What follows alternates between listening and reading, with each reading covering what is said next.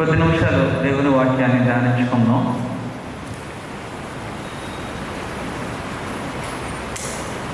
మొదటి కొరింథీయులకు రాసిన పత్రిక 15వ అధ్యాయం నుంచి ఈరోజు పునరుద్ధాన సందేశాన్ని మనం ధ్యానిద్దాం. 3వ వచనం 4వ వచనం నేను చదువుతాను. నాకియబడిన ఉపదేశమును మొదట మీకు అప్పగించితిని, అదేమనగా లేఖనముల ప్రకారము క్రీస్తు మన పాపముల నిమిత్తము మృతి పొందెను, సమాధి చేయబడిను, లేఖనముల ప్రకారము 3వ దినమున లేపబడును. దేవుని నామానికి మహిమ కలుగునుగాక. దేవుని బిడ్డలుగా, క్రైస్తవులుగా మనకు ఎక్కువగా గర్వకారణంగా చెప్పుకునే మాట ఏదైనా ఉంది అంటే పునరుద్ధానం అనేటువంటి మాట. ఈ మాట ఎక్స్క్లూజివ్గా క్రైస్తవులైన మనకు దేవుడిచ్చినటువంటి ఒక పేటెంట్ వర్డ్. ఇది ఎవరికీ లేదు, ఏ మతాల్లో లేని మాట. పునరుద్ధానము, పునరుద్ధాన అనుభవము, పునరుద్ధాన పండుగ అనేది దేవుడు మనందరికి ఇచ్చినటువంటి ఒక ఆధిక్యత. పునరుద్ధానం గురించి దేవుని వాక్యంలోనికి వెళ్ళకముందు, ఎందుకు పునరుద్ధాన శరీరము కానీ యేసు క్రీస్తు ప్రభువారి పునరుద్ధానం కానీ ఎందుకు ప్రాముఖ్యమైనదంటే, ఈ పునరుద్ధానాన్ని నమ్మే మనం సమాధుల తోటకు వెళ్తాం. ఈ పునరుద్ధానాన్ని నమ్మే మనము దేవుణ్ణి నమ్ముకున్నాం. ఈ పునరుద్ధానం మనం చనిపోయిన తర్వాత కూడా మన దేహాలకు గౌరవం ఇచ్చే మతము లేకపోతే మార్గము ఏదైనా ఉంది అంటే మనం ఈరోజు అనుసరిస్తున్నటువంటి క్రైస్తవత్వమే. చనిపోయిన తర్వాత కూడా దేహాలకి గౌరవం ఉంది. అందుకే మనం సమాధుల తోటలో పునరుద్ధానాన్ని నమ్మి క్రీస్తు కూడా లేపబడతామని సమాధి చేయబడుతూ ఉంటాం, పాటి పెట్టబడుతూ ఉంటాం. అటువంటి గొప్ప అంశం గురించి దేవుని వాక్యం నుంచి కొద్ది నిమిషాల పాటు మనం ధ్యానించుకుందాం. కొరింథీ సంఘంలో కొంతమంది పునరుద్ధానము యేసుక్రీస్తు ప్రభువారు మృతులను తిరిగి లేపుతాడు అనేది నమ్మటం మానేశారని. దానికి కౌంటర్గా అపోస్తులైన పౌలు కొరింథీ సంఘానికి పత్రిక రాస్తూ ఈ 17వ అధ్యాయాన్ని మొత్తాన్ని కూడా ఈ యొక్క పర్టికులర్గా పునరుద్ధానం గురించి మాట్లాడుతూ ఉంటారు. నేను ఈ మధ్యాహ్న కాల సమయంలో పునరుద్ధానం గురించి 3 విషయాలు మీతో మాట్లాడతాను. ఈ 3 విషయాలు మీ అందరికీ తెలిసినవి. ఎందుకనంటే మీరు కొత్త నిబంధనలో మత్తయి సువార్త, మార్కు, లూకా, యోహాను సువార్త పత్రికల్లో మీరు చదువుతూ ఉన్నప్పుడు, ఎస్పెషల్లీ గాస్పల్స్ మీరు చదువుతున్నప్పుడు ఆ రోజు లిమిట్ చేసేస్తూ ఉన్నాం. ఈరోజు సంఘాలలో దేవుని యొక్క సహవాసంలో నడుస్తున్నది పునరుద్ధాన అనుభవం కాదు. పునరుద్ధానం గురించి, రాబోయే తీర్పు గురించి, నిత్య జీవం గురించి, పరలోకం గురించి బోధించటము కరువైపోతున్న సందర్భాలలో పునరుద్ధానము మనకిస్తున్నటువంటి ఆ యొక్క సవాళ్ళ గురించి మాట్లాడుకోవటము దేవుని వాక్యం నుంచి చాలా ప్రాముఖ్యతను సంతరించుకుంది. ఎందుకంటే పునరుద్ధానం ఉంది కాబట్టి యేసుక్రీస్తు ప్రభువు యొక్క మరణానికి, యేసుక్రీస్తు ప్రభువు సిలువలో కాచిన ప్రతి రక్తము బొట్టుకి కూడా ఒక అర్థం ఉంది. పునరుద్ధానానికి ముందు యేసుక్రీస్తు ప్రభువారు బహుశా ఒక మానవునిగా గుర్తించారు, లేకపోతే దేవుని యొక్క సేవకునిగా గుర్తించారు, లేకపోతే దేవుని యొక్క ప్రవక్తగా గుర్తించారు. దేవుని తరఫున అత్యంతమైనటువంటి మాత్కార్యం చేసిన వారికి యేసుక్రీస్తు ప్రభువుని గుర్తించారు. కానీ పునరుద్ధానం ఏం చేసిందంటే ఆయన్ని దేవుని కుమారుడుగా నిరూపించుకోవడానికి, ఆయన ఆరాధిస్తున్న మనము దేవుని బిడ్డలు అని చెప్పుకోవడానికి ఒక మార్గాన్ని సుగమం చేసిందే పునరుద్ధాన అనుభవం. కొత్త నిబంధన మనం చదువుతున్నప్పుడు మన అందరికీ కూడా వాక్యం చాలా లోతుగా తెలుసు. కానీ కొన్ని 3 విషయాలు నేను చెప్పడానికి ఆశపడిన కారణాన్ని కూడా నేను చెబుతాను. పునరుద్ధానము ఎందుకు ఇశ్రాయేలు ప్రజలు, నూతన ఇశ్రాయేలు ప్రజలైన కొత్త నిబంధన ఉన్నటువంటి కొరింథీ సంఘము కొంతమంది నమ్మటం మానేశారు చెప్పి తర్వాత దీనికి ఉన్నటువంటి సవాళ్ళు మనం వెళ్దాం. నూతన నిబంధనలో ఉన్నటువంటి ఈ కొరింథీ సంఘము కొంతమంది వారి యొక్క అత్యాశ కోసం, వారి దురాశ కోసం, వారి పాప జీవితాన్ని ఈ భూమి మీద కొనసాగించడానికి వారు తీసుకొచ్చినటువంటి బోధ ఏంటంటే, మనము తిరిగి లేచినప్పుడు, ఒకవేళ మనము రూపాంతరం పొందిన యేసుక్రీస్తు ప్రభువారు వచ్చి ఆ చనిపోయి మనం తిరిగి లేచినప్పుడు మనము ఆత్మ సంబంధమైన శరీరంతో లెగిస్తాము. ఈ లోక సంబంధమైన శరీరానికి, లోక సంబంధమైన ఈ బాడీకి ఎటువంటి సంబంధం లేదనే బోధను కొరింథీ సంఘంలో తీసుకొచ్చారు. ఒక్కొక్కసారి వాక్యాన్ని మనం ఏం చేస్తామంటే, మన తప్పులను కప్పుకోవడానికి, మనం నడిచే మార్గము సరైన మార్గం అని చెప్పడానికి వాక్యాన్ని వక్రీకరించేటువంటి అవకాశాలు ఉంటాయి. దానికి ఉదాహరణే కొరింథీ సంఘం. వారు శరీర పునరుద్ధానాన్ని నమ్మట్ల చాలామంది సంఘములు ఆత్మ సంబంధమైన పునరుద్ధానాన్ని నమ్ముతున్నారు. ఎందుకు నమ్ముతున్నారంటే, వారి సంఘములో దేహముతో తప్పులు చేయడానికి అలవాటు పడిపోయారు. మనం జాగ్రత్తలు చేసినా, వ్యభిచారం చేసినా, లేకపోతే మనం శరీరానికి ఆనందాన్ని ఇచ్చేటువంటి ఈ లోక సంబంధమైన పనులు ఏది చేసినా కానీ అది మన ఆత్మ సంబంధమైన జీవితాన్ని ఏమాత్రం కూడా కదల్చదు. ఎందుకంటే ఈ శరీరాన్ని మనం చనిపోయిన తర్వాత ఈ లోకంలో విడిచిపెట్టేస్తాం. దేవుడు వచ్చినప్పుడు మన ఆత్మరూపంలో లెగిస్తామని ఈ కొత్త బోధన తీసుకొచ్చారు. దేవుడు శరీరాన్ని ఇష్టపడడు, శరీరానికి దేవుడికి సంబంధం లేదు. కాబట్టి శరీరంతో మీరు ఏది చేసినా కానీ దానికి మీరు నమ్ముకున్నటువంటి ఆత్మ సంబంధమైన జీవితానికి సంబంధం లేదనే బోధన తీసుకొచ్చారు. Very comfortable teaching. ఇది చూడడానికి, వినడానికి చాలా వినసంపుగా ఉంది. చాలామంది ఈ యొక్క బోధన తీసుకుని ఒక శరీరంతో మనం ఏం చేసినా పర్వాలేదని ఈ లోక సంబంధమైన జీవితాన్ని బతుకుతూ ఉన్నారు. ఆ సమయంలో అపోస్తలుడైన పౌలు చాలా నిశ్చయముగా ఈ 15వ అధ్యాయాన్ని ఆ సంఘానికి ప్రజెంట్ చేస్తూ ఉన్నారు. నేను మీరు నమ్మరని చెప్పను, నేను నమ్మనని చెప్పను. మనందరం కూడా శరీర పునరుద్ధానాన్ని నమ్ముతాం. కానీ శరీర పునరుద్ధానము నమ్మినట్లయితే ఆ పునరుద్ధానంలో ఉన్నటువంటి కొన్ని సవాళ్ళను కూడా మనం స్వీకరించాల్సిందే. నమ్మటం అనేది ఒక క్రియ రూపంలో జరిగేటువంటి ప్రక్రియ కాదు. మన జీవన విధానంలో మార్చుకోవాల్సిన విధి విధానాల గురించి నేను మాట్లాడు. నమ్మటం అనేది ప్రజల ముందు మనం ప్రమాణ రూపంగా చేసేది కాదు. నమ్మటం అనేది క్రీస్తు కోసము ఆ నమ్మకాన్ని మన వ్యక్తిగత జీవితంలో చూపించడమే. కొరింథీ సంఘానికి ఎదురైనటువంటి మొట్టమొదటి సమస్య ఏంటంటే, చూడండి అక్కడ చాలా విషయాలు ఉన్నాయి.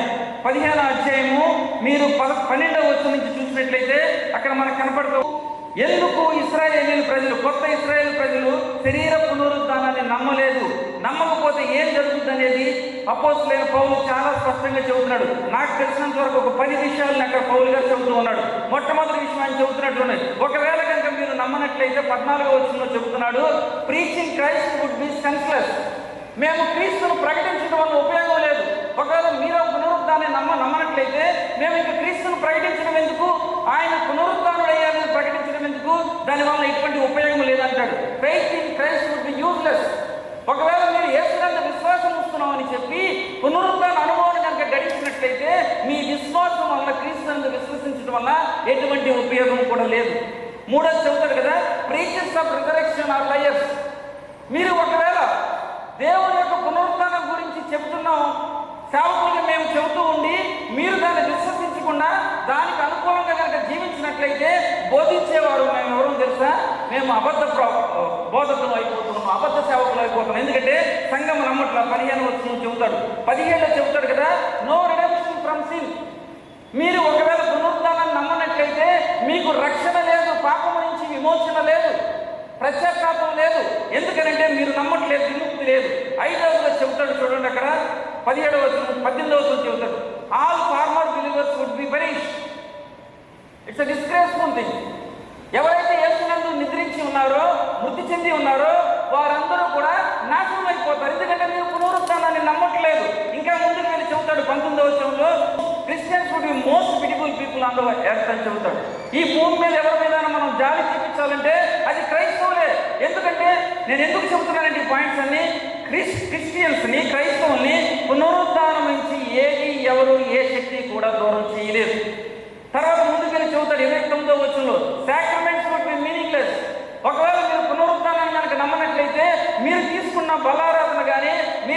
తీసుకున్న బాప్తీసాన్ని కానీ ఎటువంటి ప్రయోజనము లేదు. 8వ పాయింట్ ఆయన చెబుతాడు, ఇక్కడ 30వ వచనం చెబుతాడు కదా, సఫరింగ్ క్యారీ ఫర్ నథింగ్. ఒకవేళ మీరు పునరుద్ధానాన్ని నమ్మనట్లయితే క్రీస్తు కోసము శ్రమపడుట వలన ఎటువంటి ఉపయోగము లేదు. ఇంకా చివరి భాగానికి వచ్చి 33వ వచనం చెబుతాడు ఆయన, our stomachs becomes our god. ఒకవేళ మీరు పునరుద్ధానాన్ని నమ్మనట్లయితే మీరు తింటా ఉంటారు, ఆనందిస్తూ ఉంటారు, సుఖిస్తూ ఉంటారు, అవే మీ దేవుళ్ళు అయిపోతారు అని చెబుతూ అపొస్తలుడైన పౌలు. పునరుద్ధానం అనేది క్రైస్తవ విశ్వాసంలో అతి ప్రాముఖ్యమైనటువంటి మెట్టు. పునరుద్ధానాన్ని కనుక మనం నమ్మనట్లయితే, పునరుద్ధానాన్ని మనం విశ్వసించినట్లయితే, పునరుద్ధాన సంఘముగా మన యొక్క సభ్యత్వాన్ని కనుక మార్చుకోనట్లయితే మనము క్రీస్తు బిడ్డలుగా చెప్పుకోవడానికి ఎటువంటి అర్హత లేదు. ఈ ఉదయకాల సమయంలో నేను మీ అందరికి కూడా ఒక సవాలు విసురుతున్నాను. మన యొక్క సభ్యత్వము పునరుద్ధాన సభ్యత్వమా? క్రైస్తవత్వం ఈరోజు నలిగిపోతున్నది సభ్యత్వం లేనటువంటి క్రైస్తవుడు. నేను ఈ లోక సంబంధమైన సంఘాల్లో సభ్యత్వం గురించి మాట్లాడలేదు, అది మంచిదే. పరలోక రాజ్యానికి వెళ్ళడానికి we need to migrate our church membership towards resurrected community. పునరుద్ధాన సంఘములో మనందరికీ కూడా సభ్యత్వం కావాల్సిందే. ఎందుకు పునరుద్ధాన సంఘములో సభ్యత్వం కావాలంటే అపొస్తలుడైన పౌలు చెబుతాడు. కొలస్సీయులకు రాసిన పత్రిక 3వ అధ్యాయం 1వ వచనంలో చెబుతాడు. రోమీయులకు రాసిన పత్రిక 6వ అధ్యాయంలో 6వ వచనం, 8వ వచనం, 11వ వచనంలో మనం చదువుతాం. చూడండి ఒకసారి, నేను చదువుతాను, మీరు చూడండి ఒకసారి. కొలస్సీయులకు రాసిన పత్రిక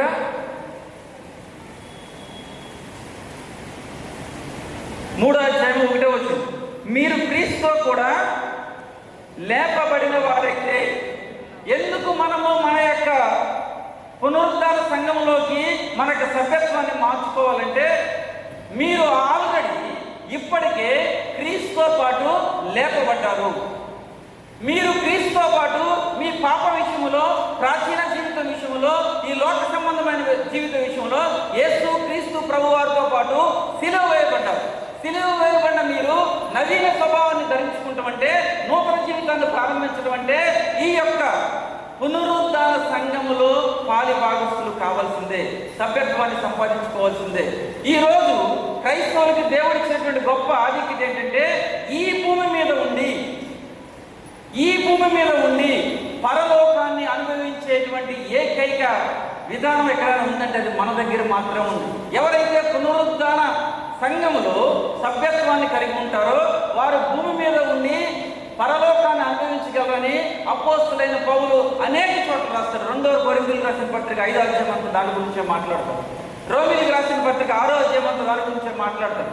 మీరు కనుక మీ సభ్యత్వాన్ని ఈ లోక సంబంధమైనటువంటి సంఘాల నుంచి, సహవాసాల నుంచి, సమాజాల నుంచి ముందుకు తీసుకెళ్ళి పునరుద్ధాన సంఘంలో కనుక మీ సభ్యత్వాన్ని కనుక నమోదు చేసుకున్నట్లయితే మీకు మీ యొక్క విశ్వాసమునకు ఏమాత్రం కూడా పరలోక రాజ్యంలో స్థానము లేదు అని అపోస్తలుడైన పౌలు కొరింథీయులకు రాసిన పత్రిక 15వ అధ్యాయంలో మాట్లాడతారు. Upgrading our membership in resurrected community or moving towards the resurrecting community. ఈ పునరుద్ధాన సంఘంలో మన మెంబర్షిప్ను మనం అప్డేట్ చేసుకోవాలి. ఎందుకు అప్డేట్ చేసుకోవాలో ఇప్పటి వరకు చెప్పుకున్నటువంటి 9 పాయింట్లు అపోస్తలుడైన పౌలు మాట్లాడుతూ ఉన్నాడు. చాలాసార్లు మనం ఎవరైనప్పటికీ కూడా ఈ పునరుద్ధాన సంఘముకు సంబంధించినటువంటి ఈ యొక్క మెంబర్షిప్ విషయంలో, సభ్యత్వ విషయంలో వెనకబడిపోయి ఉన్నాం. నేను చెబుతాను, 2వ పాయింట్కి వెళ్ళినప్పుడు ఇంకా నేను క్లియర్గా చెబుతాను ఎందుకు మనము వెనుకబడిపోయి ఉన్నామని. ఈరోజు క్రైస్తవులందరినీ కూడా ఏకతాటి మీదకి తెచ్చేటువంటి ఒక సిద్ధాంతం ఉంది అంటే, ఒక నమ్మకం ఉందంటే, ఒక నిరీక్షణ ఉంది అంటే అది పునరుద్ధానం మాత్రమే. పునరుద్ధానం గురించి మీరు సంఘాల్లో బోధిస్తూ ఉన్నప్పుడు పునరుద్ధానాన్ని నమ్మే ఎవరైనా సరే, ఏ డినామినేషన్ అయినా సరే, ఏ ప్రాంతం నుంచి వచ్చినా సరే, ఏ భేదాభిప్రాయం లేకుండా క్రీస్తు శరీరంలో పాలి భాగస్తులు అవ్వాలంటే ఆమె కానీ అతను కానీ ఏది నమ్మాలి? పునరుద్ధానాన్ని నమ్మాల్సిందే. పునరుద్ధానము క్రైస్తవులను ఏకతాటి మీద తీసుకొచ్చేటువంటి ఒక బలమైనటువంటి ఫోర్స్. అందుకే మన యొక్క సభ్యత్వాన్ని పునరుద్ధాన సంఘములో చేర్చుకోవాల్సిన ఆవశ్యకత ఎంతైనా ఉంది. ఈ రోజున మన తెలుగు రాష్ట్రాల్లో పునరుద్ధాన శక్తిని గురించి మాట్లాడటము పునరుద్ధాన అనుభవం గురించి మాట్లాడటము చాలా లిమిటెడ్గా ఉంది. ఎక్కువసార్లు బయట చూస్తూ ఉన్నప్పుడు మా చర్చికి రండి అని, మా చర్చికి రండి, నిన్ను కూడా నాకు ఎవరో పట్టుకొచ్చి మా ఇంటికి వచ్చింది పాంప్లెట్, మా చర్చికి రండి అని. బాధలు తొలగిపోను, సమస్యలు తొలగిపోను, అప్పులు తొలగిపోను. బాధలు తొలగడానికి, అప్పులు తొలగడానికి, పిల్లలు పెళ్లిళ్ళు అవ్వడానికి, సమస్యలు తొలగిపోవడానికి మనం నడిపిస్తున్న వ్యవస్థ ఈ లోక సంబంధమైన మ్యాజిక్తో కూడినటువంటి వ్యవస్థ కాదండి. నేను, మీరు, మనము క్రీస్తును నమ్ముకున్నాం. మన పూర్వీకులు వారికున్న పరంపర ఆచారాలను పక్కన పెట్టి యేసు క్రీస్తు ప్రభు వారి దగ్గరికి వచ్చారంటే ఒకే ఒక కారణంతో వచ్చారు. అదేంటంటే మేము చనిపోము, మేము క్రీస్తులో నిద్రిస్తాము, ఆయన ఈ లోకానికి రెండోసారి వచ్చినప్పుడు ఆయనతో పాటు మేమందరం కూడా ఎత్తపడతాము అని నమ్మారు. కాబట్టి యేసు క్రీస్తు ప్రభువుని వెంబడించడం మనం మొదలుపెట్టాం. ఈ లోక సంబంధమైన ఆశీర్వాదాలు రావచ్చు, రాకపోవచ్చు. ఈ లోక సంబంధమైనటువంటి విషయాల్లో దేవుడు మనకి అభివృద్ధి చేయొచ్చు, బహుశాలి జరగకపోవచ్చు. కానీ మనం యేసయ్యను నమ్ముతుంది ఎందుకంటే పునరుద్ధాన సంఘములో పాలిభాగస్తులు అవ్వడానికి మాత్రమే మనం యేసయ్యను నమ్ముతున్నాం. రెండో ప్రాముఖ్య విషయాన్ని, కొత్త నిబంధన అంతటి కూడా రంగరికి చెప్పమంటే నేను చెబుతాను ఒక విషయాన్ని, మీరు జాగ్రత్తగా వింటాను అంటే,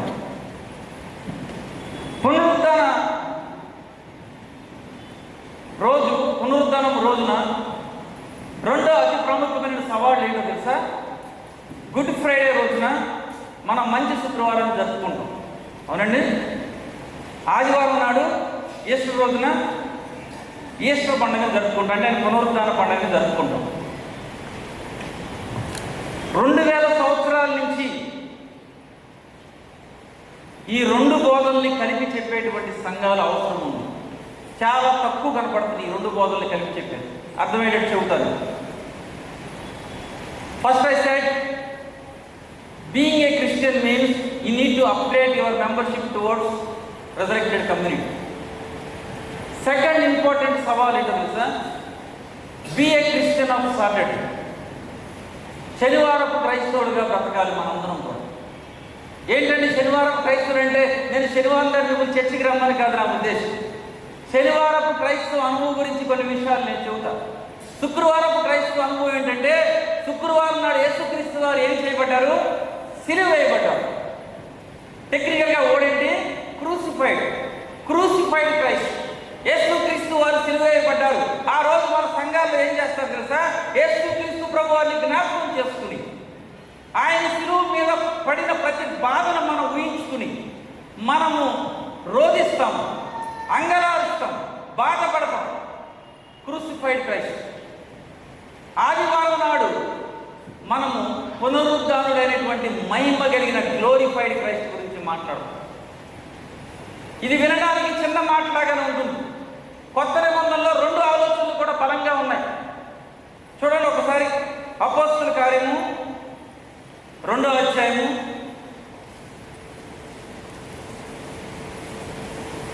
23వ వచనం. దేవుడు నిశ్చయించిన సంకల్పమును ఆయన భవిష్యత్ జ్ఞానమును అనుసరించి అప్పగింపబడిన ఈయనను మీరు దుష్టుల చేత సిలువ వేయించి చంపితిరి. మరణము ఆయనను బంధించుట అసాధ్యము కనుక దేవుడు మరణ వేదనలు తొలగించి ఆయనను లేపాడు. పేతురు తన మొట్టమొదటి ప్రసంగంలో చెబుతున్నాడు, మీరు యూదులైన మీరు యేసుక్రీస్తు వారిని చంపారు, కానీ దేవుడు ఆయన్ని తిరిగి లేపాడు. యూదులకి యేసుక్రీస్తు వారి ఈ లోకములు ఎలా ఉన్నాడో ఆయనకి తెలుసు, వారికి తెలుసు. ఆయనే ఈ యేసు అభిషక్తుడని కూడా ఇదే అపోస్తలుల కార్యం 2వ అధ్యాయంలో పేతురు గారు మాట్లాడతాడు. పేతురు యూదుల మధ్యన పనిచేశాడు కాబట్టి ప్రప్రదంగా ఆయన ఎప్పుడూ కూడా పునరుద్ధానుడైన క్రీస్తు గురించి చెప్పడానికి ఎక్కువగా ఆశపడ్డాడు.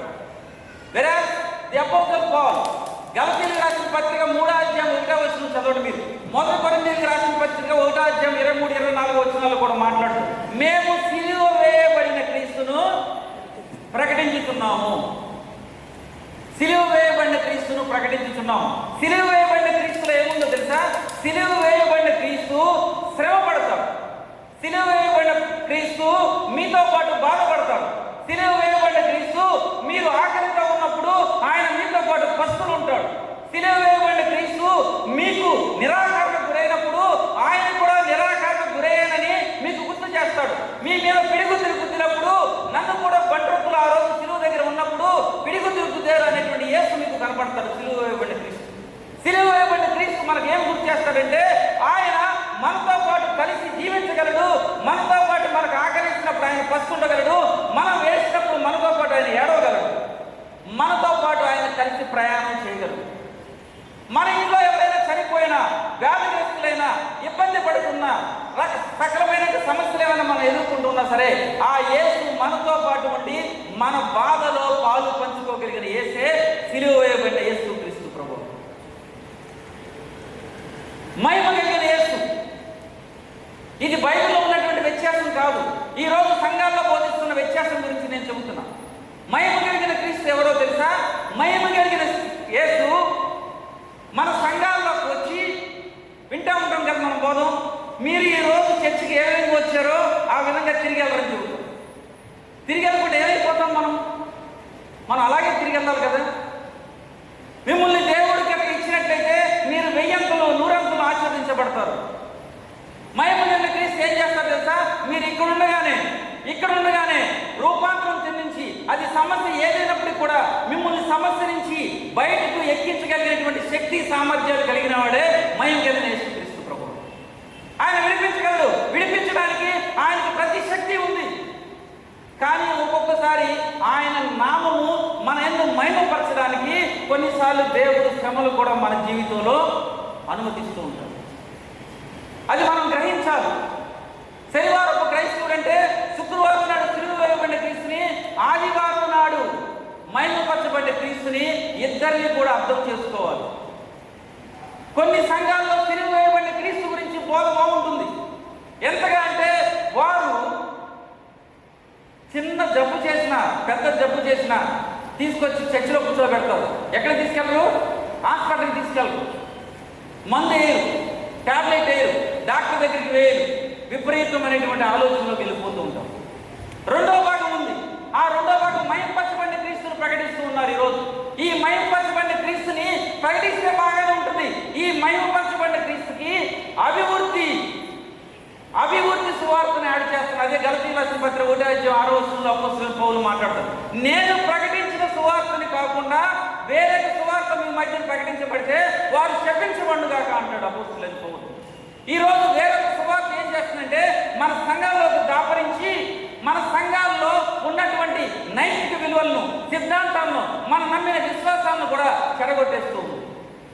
వీరు దేని గురించి మాట్లాడతారంటే మహిమపరచబడిన క్రీస్తు గురించి సరిగ్గా మాట్లాడతారంటే అది మాట్లాడరు, అభివృద్ధి సువార్త గురించి మాట్లాడతారు. లేదా ప్రాస్పరిటీ గాస్పెల్. ఈరోజు నేను సంఘాన్ని రెండుగా చూడాలంటే ఈ 2 గ్రూపుల్లోనే చూస్తాను.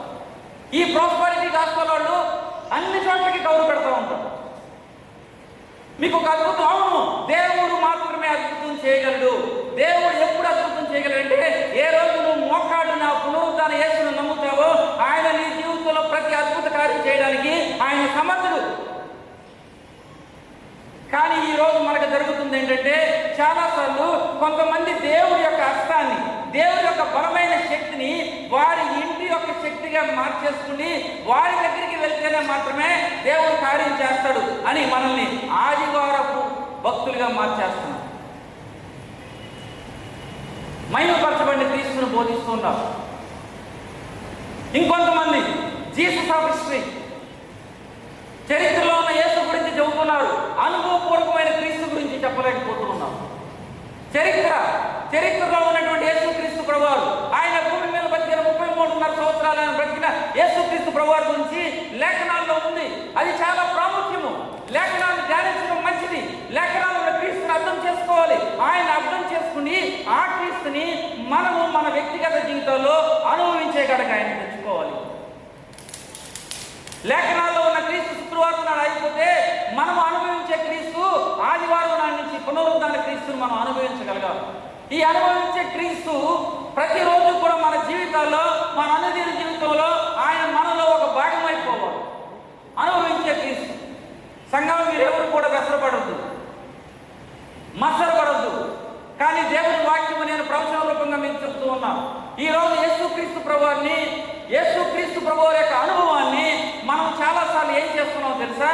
దానిని మన వ్యక్తిగత ప్రయోజనాలకి వాడుకుంటూ ఉన్నాం. ఎలా వాడుకుంటున్నామనంట మీరు నన్ను అడగాలి. నేను ఒక ఎగ్జాంపుల్ చెబుతాను.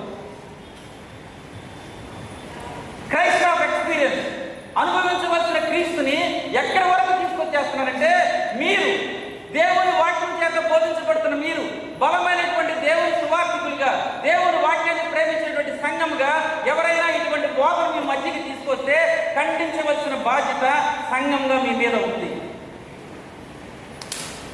నేను ఈ మధ్య వింటా ఉంటా, నేను ఇప్పుడే చైర్లో కూర్చున్నాను.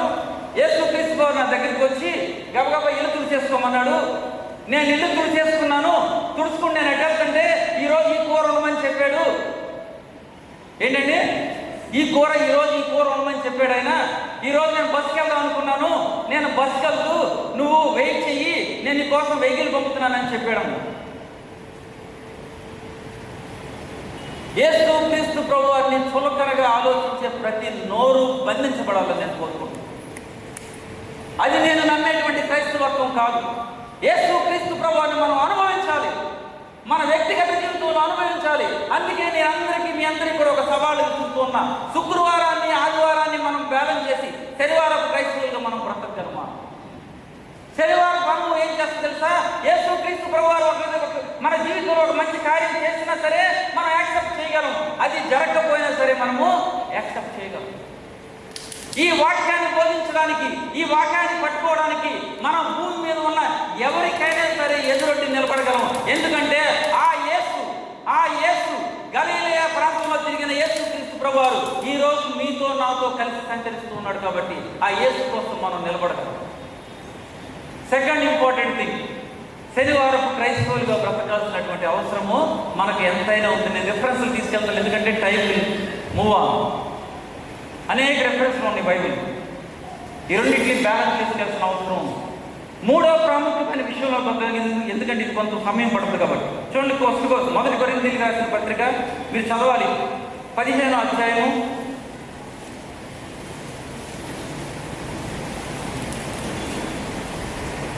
42వ వచనం.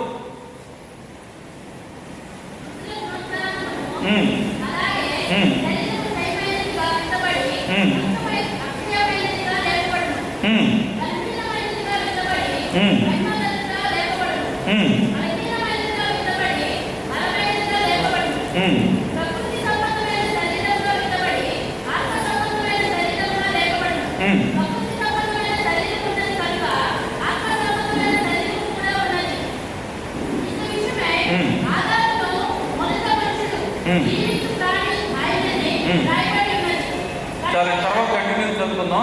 42, 43, 44 వచనాలు మీరు వెళ్ళిన తర్వాత ఇంటికి వెళ్ళాక చదవండి. ఇక్కడ దేని గురించి మాట్లాడొద్దంటే, వాక్యము పునరుద్ధానుడైనటువంటి యేసును నమ్మినటువంటి విశ్వాసులకి there is a new form of life. The resurrected Christians కి there is a new form of life. మనము బ్రతకవలసిన కొత్త జీవన విధానాన్ని అపోస్తలుడైన పౌలు 42, 43, 44 వచనాల్లో మాట్లాడతాం. 4 విషయాలను ఇక్కడ అపోస్తలుడైన పౌలు మాట్లాడతాం. ఒకవేళ కనుక మీరు కనుక పునరుద్ధానుడైనటువంటి క్రీస్తుని కనుక అనుభవిస్తూ ఉన్నట్లయితే, మేము పునరుద్ధాన శక్తిని అనుభవిస్తున్నామని మీలో కనుక ఎవరైనా నమ్మినట్లయితే, పౌలు చెబుతూ ఉన్నట్టుండే మొట్టమొదటిగా మృతుల పునరుద్ధానము, అలాగే శరీరము క్షయమైనదిగా విత్తబడి అక్షయమైనదిగా లేపబడును. What are the characteristics of resurrected body?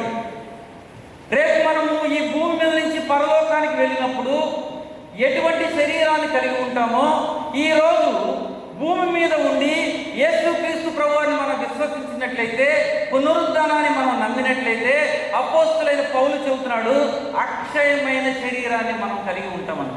హల్లెలూయా. ఏ శరీరం అండి ఇది? Imperishable body. నేను చదవడం మొదలుపెట్టే దీని గురించి. ఏంటి అక్షయమైన శరీరం అంటే ఏంటి? ఈ ఇంపెరిషబుల్ బాడీ అంటే ఏంటి? అంటే ఎవరైతే యేసుక్రీస్తు ప్రభువుని నమ్ముకున్నారో, ఎవరైతే యేసుక్రీస్తు ప్రభువుని విశ్వసించి సంఘానికి వస్తూ ఉన్నారో, వారికి దేవుడు ఇచ్చినటువంటి మొట్టమొదటి అర్హత ఏంటో తెలుసా? వారికి దేవుడు ఇంపెరిషబుల్ బాడీ ఇచ్చాడండి.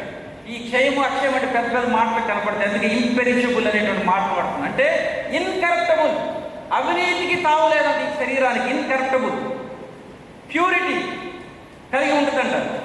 పాపాన్ని కూడా తట్టుకోగలిగినటువంటి, పాపరహితంగా బ్రతకడానికి కావలసిన శక్తి ఈ యొక్క అక్షయమైనటువంటి శరీరంలో ఉంటుంది. ఏం చెప్పానండి నేను? ఇన్కరప్టబుల్ అంటే అవినీతికి తావు లేకుండా పాపాన్ని కూడా రెసిస్ట్ చేయగలిగింది, పాపరహితంగా బతకగలిగింది. ప్యూరిటీ అంటే దేవునికి ఇష్టంగా పవిత్రంగా బతకగలిగినటువంటి లక్షణము పునరుద్ధాన శరీరానికి ఉంది. సంగమా, ఇప్పుడు చెప్పండి, మనకి మిగతా వారికి ఉన్నటువంటి వ్యత్యాసం ఏంటంటే మనం పునరుద్ధానాన్ని కలిగి ఉంటాం కాదు, పునరుద్ధాన శరీరాన్ని మనందరం కూడా కలిగి ఉన్నాము. ఈ పునరుద్ధాన శరీరం ఏం చేస్తుందంటే ఈ లోకంలో మనం వెళ్తూ ఉన్నప్పుడు, లోకంలో ఉన్నటువంటి ప్రజలతో కలిసి పనిచేస్తూ ఉన్నప్పుడు వారికి లేని మనకు ఉన్నది ఏంటో తెలుసా? ఈ లోక సంబంధమైనటువంటి ఆశలు, పాపము మన మీద పెత్తనం చేయడానికి వచ్చినప్పుడు ఈ శరీరం ఏంటంట అక్షయమైనది. కాబట్టి ఈ శరీరము అక్షయమైనది కాబట్టి ఈ లోక సంబంధమైనటువంటి కోరికలు ఏం చేయగలుగుతుంది? తట్టుకోగలదు. అందుకు పౌలు చాలా స్పష్టంగా చెబుతున్నాడు, వాళ్ళ సంఘములో శరీర సంబంధమైన కోరికల్ని తట్టుకోలేకపోయారు కాబట్టి వారి బోధన కూడా మార్చేసుకున్నారు వాళ్ళు.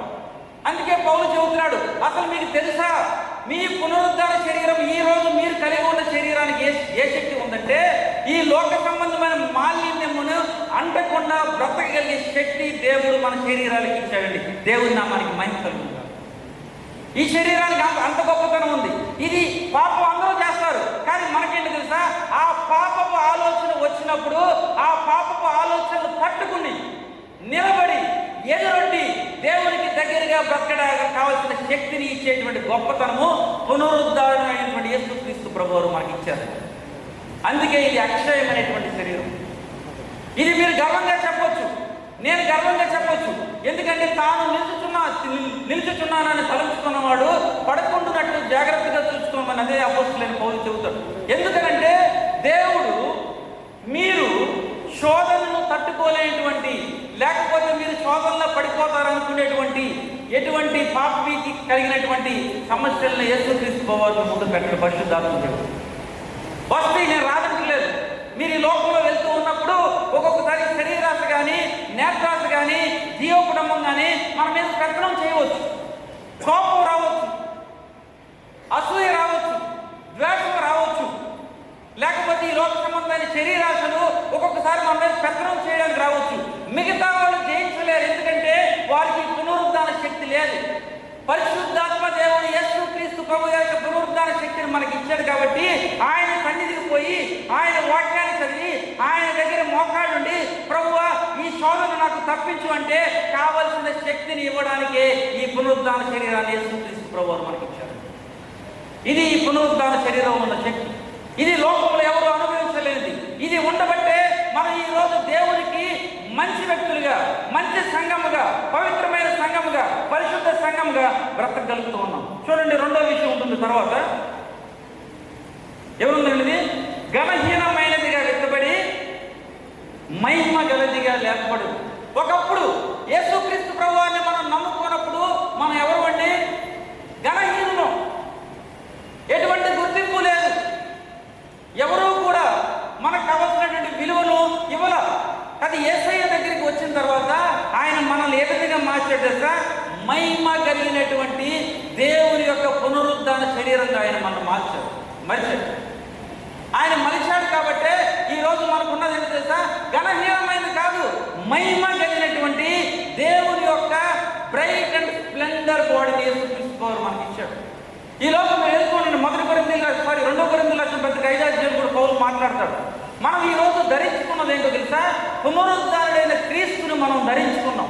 మనం వ్యాపారం చేసినా, ఉద్యోగం చేసినా, చదువుకుంటానికి వెళ్ళినా మనము చూపించవలసిన క్రీస్తు ఈ లోకానికి ఎవరో తెలుసా?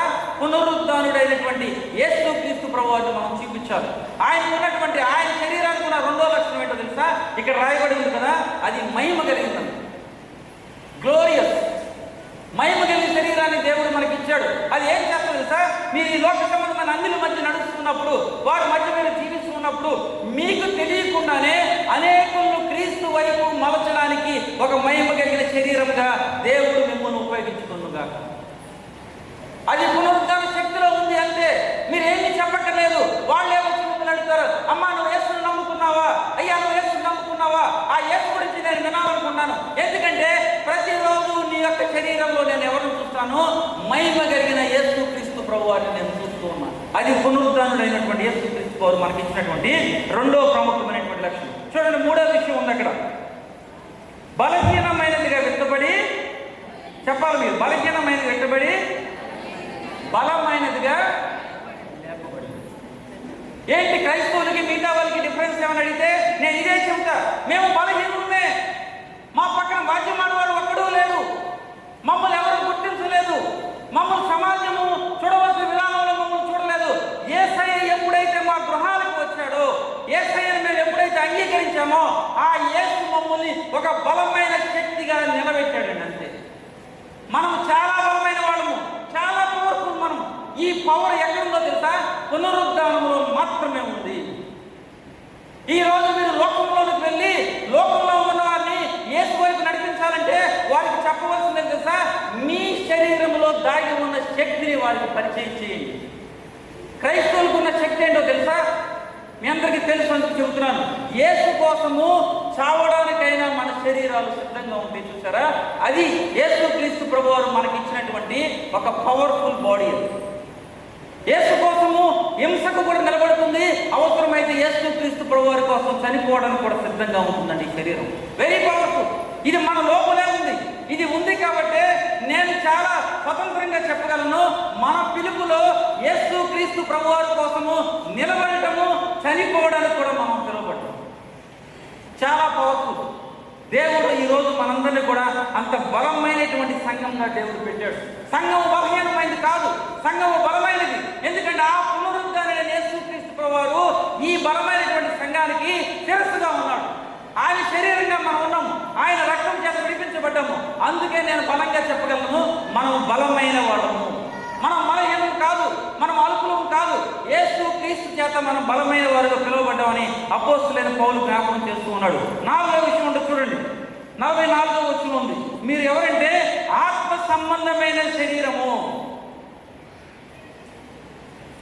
ఆత్మ సంబంధమైన శరీరము అంటే మనం ఈ శరీరము దేవుడు మనకు ఏ రోజైతే యేసుక్రీస్తు ప్రభువుని అంగీకరించామో నిమాటికోసం ఇది ఆత్మ సంబంధమైనది. దీనికి ప్రకృతి సంబంధమైన జీవితంలో ఏమాత్రం కూడా సంబంధం లేదండి.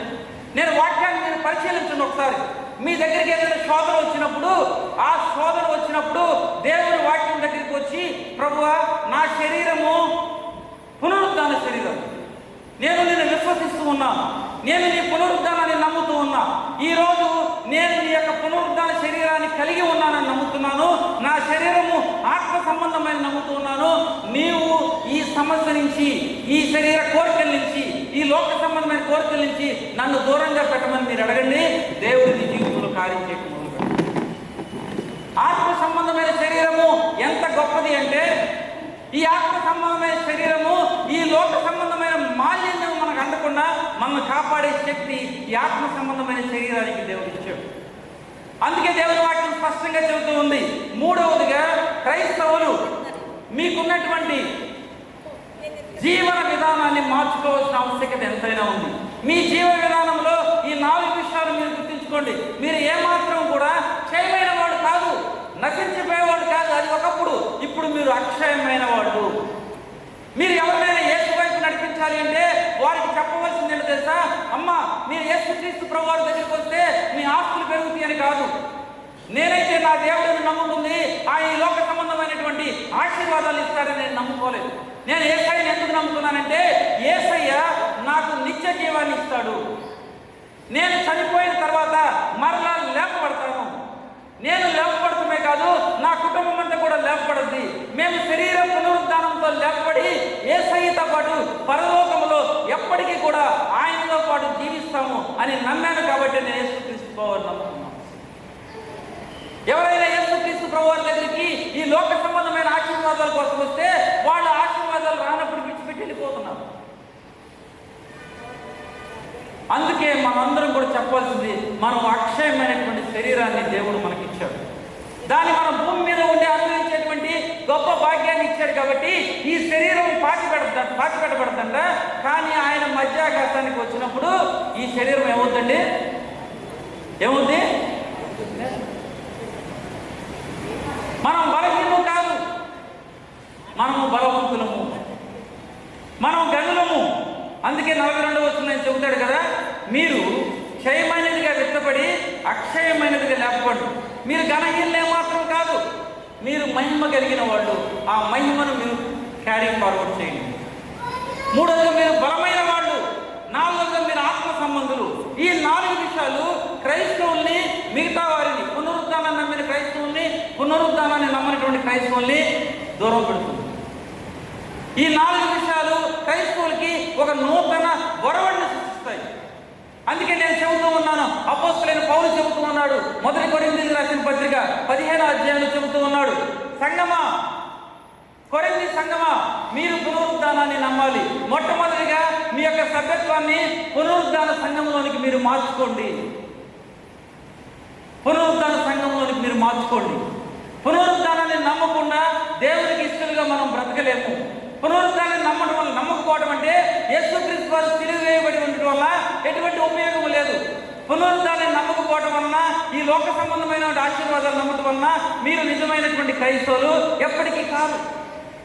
పునరుద్ధానాన్ని నమ్మాలి. ఈ పునరుద్ధాన సంఘములో మనందరం కూడా సభ్యత్వాన్ని పొందాలి. రెండవ ప్రముఖమైన విషయాన్ని అపోస్తలుడైన పౌలు చెబుతున్నాడు, మీరు శనివారపు క్రైస్తవులుగా, మీరు సిలువ వేయబడి క్రీస్తు గురించి విన్నారు, మహిమపరచబడిన క్రీస్తు గురించి ఉన్నారు, మొదటి శతాబ్దంలో బ్రతికిన యేసు గురించి విన్నారు, అనుభవిస్తున్న క్రీస్తు గురించి విన్నారు. వీటన్నిటిని బ్యాలెన్స్ చేసి వెళ్ళేటువంటి గొప్ప భాగ్యాన్ని నిజమైన క్రైస్తవులకు, పునరుద్ధాన క్రైస్తవులకు దేవుడు ఇచ్చాడు. శనివారపు క్రైస్తవులుగా మనం బ్రతకాలి. ఈ రెండింటిని కూడా మనం బ్యాలెన్స్ చేయాలి. ఈ రోజు ఎవరైనా తక్కువ మార్గంలో వెళ్తూ ఉన్నప్పుడు వారిని సరిచేయవలసిన బాధ్యత కూడా దేవుడు మన మధ్యన పెట్టాడు. నేను ఒక విషయాన్ని చెబుతాను. మనం ఎక్కువగా సంఘాల్లో ప్రార్థన చేసేది ఏంటో తెలుసా? నేను చచ్చిపోకూడదు, మా ఇంట్లో వాడు చచ్చిపోకూడదు. జస్ట్ ప్రాక్టికల్ ఎగ్జాంపుల్ నేను చెబుతాను. ఎవరికి ఇష్టం అండి చచ్చిపోవడం? మనకి ఇష్టం ఉండదు. మీరు పునరుద్ధానాన్ని నమ్మితే మనకి most satisfying thing on the earth ఏదైనా ఉంది అంటే చనిపోవటమే. నిజమైన జీవితం చనిపోయిన తర్వాత ప్రారంభమవుతుంది. ఇది వేరే వాళ్ళకి ఆశ లేదు, మనకుంది. చనిపోయాక మనం నరకానికి వెళ్తామా? వెళ్తామని వాడు అది లేదు చెప్పండి, లేదు కదా. అప్పుడు మరి చనిపోవడానికి ఎందుకు భయం? చనిపోతామని తెలిసినప్పుడు, అసలు చనిపోయే జబ్బు వచ్చిందనుకున్నప్పుడు ఎందుకు ప్రార్థన చేస్తాం? ప్రభువా నన్ను స్వస్థపరచు, స్వస్థపరచు, స్వస్థపరచు, స్వస్థపరచు. ఇది చాలా తాత్కాలికమైన లోకం అంటే నేను చాలా బలంగా నమ్ముతున్నాను కాబట్టి చెబుతున్నాను. క్రీస్తు కోసము చావడానికి సిద్ధపడి ఆ రోజు త్వరగా రావాలని కోరుకుంటే క్రైస్తవుడు ఎవరైనా ఉన్నారంటే అతని గురించి నేను ఇంక చెక్కించక్కర్లేదు. అతను పునరుద్ధానాన్ని నమ్మినట్టే. పునరుద్ధానాన్ని నమ్మటం అంటే క్రీస్తు దగ్గరికి వెళ్ళడానికి వేగిరి పడటమే. పౌలు చాలా స్పష్టంగా మాట్లాడతాడు దీని గురించి. పునరుద్ధానాన్ని నమ్మిన వాడు చావుకు భయపడ్డు, చస్తానని భయం ఉండదు. ఈ లోక సంబంధమైనటువంటి ఆస్తుల మీద, అంతస్తుల మీద ఆలోచన ఉండదు. ఎందుకంటే ఆయన వచ్చినప్పుడు నువ్వు ఆయన దగ్గరికి వెళ్ళిపోతావు. అక్కడ నీ కోసం ఆయన ఒక ఇల్లుని కడుతున్నాడు అంటాడు. అదే 2 కొరింథీయులకు రాసిన పత్రిక 5వ అధ్యాయంలో పౌలు మొదలు వచ్చింది. ఆయన పరలోకంలో ఒక భవనాన్ని కడుతున్నాడు అంటాడు. ఆ భవనం గురించి బోధిద్దాం. మనం ఈ పునరుద్ధానాన్ని ప్రేరేపణగా తీసుకుందాం. ఈ భవనం గురించి బోధిద్దాము. ఈ లోక సంబంధమైన ఆలోచన నుంచి క్రైస్తవ సముదాయాన్ని ఆ భవనం వైపు నడిపిద్దాం. రెండవ ప్రాముఖ్యమైన విషయం నేను చెప్పింది, నేను మీకులాగానే దేవుణ్ణి నమ్ముకున్నాను.